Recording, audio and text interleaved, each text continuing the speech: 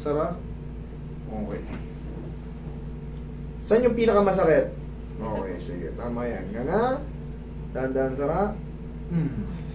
Diyan ka lang muna. Sarado lang. Sige. Nga diretso. Dahan-dahan, Sara. Yan. Diyan ka lang muna. Kailangan kasi yan, mabago na yung posisyon ng jaw. Pag hindi na bago, hindi naman tayo nagbibigay ng gamot. Eh, wala na rin siyang pag-asa ron sa ano. Wala na siyang pag-asa isa-isa. Kaya nga, sana, paano natin papayos? Tapos, paghihikab tayo, ma'am, ganito. Tandaan nyo to, ha? Lahat ng mga nagkakaganon sa jaw, nagkakaroon problem. Yan, ang tamang hikab, ha? Hindi ko nga kasi pinapunod ko nga po yung video. Ngayon, tingnan mo, Sara. May masakit? Wala. Medyo malay lang. Medyo malay lang. Hindi naman masakit. Hindi ko po siya maano kapag minsan parang nangangali siya. Ay, gagano po siya. Kaya nga, ganito na tinuturo ko sa inyo sa pagganga tayo or hikab, ganito. Ididiin muna natin yung condyle natin dito sa mandible. Kailangan natin yun kasi pag ginaganyan lang natin yung simpleng nga, ayun na, hyperextend siya. Nangangawit. So, ang gagawin natin, ididiin natin kasi meron talaga siya dyang lubugan. Meron talaga siya dyang lubugan dyan. Itong condyle natin.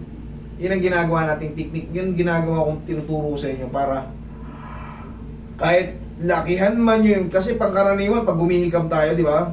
Talagang, lalo pag antok na antok ka na, may ganun ka na ganun. Malagutok po. Pero basta walang pain. Okay, wait lang. Paano ba ang tawag to? Bihirang-bihira yun ano yun eh. Lagyan ng pustiso. Yung dulong-dulo. Bihira lang yan ng pustiso yun. Hindi naman kita yun eh. Relax lang.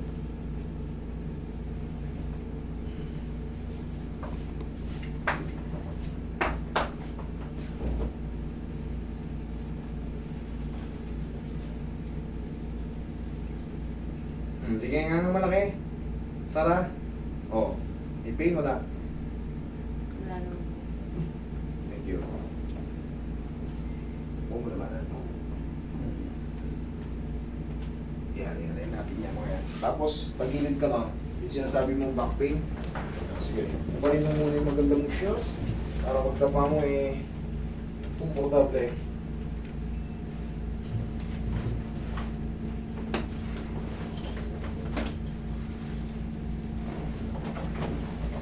Separate from